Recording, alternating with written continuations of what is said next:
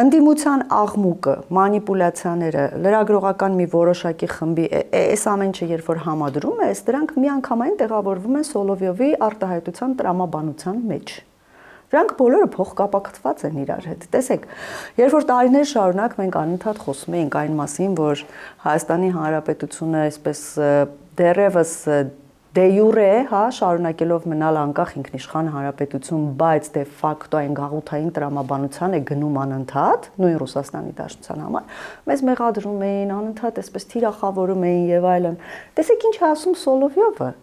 Շատ պարզ ասում է մեր ազդեցության գոտի։ Օրինակ ինձ համար որպես Հայաստանի Հանրապետության քաղաքացի, անկախ պետության քաղաքացի, խիստ վիրավորական է, երբ որ իմ ինքնիշխան անկախ տարածքը մեկ այլ պետություն համարում է իր ազդեցության գոտի եւ իրեն թույլ է տալիս հայտարարություններ անել, որ այդ ազդեցության գոտին պահելու համար ինքը պատրաստ է շատ անթույլատրելի քայլերի, այսինքն անցնել թե միջազգային իրավունքի վրայով, չնայած հաշվի առնելով Ուկրաինայի վրա հարձակումը, որը միջազգային իրավունքի ամբողջական տապալում է, ինքնիշխան այդ տարածքի վրա, ամեն ինչ հնարավոր է, բայց այնուամենայնիվ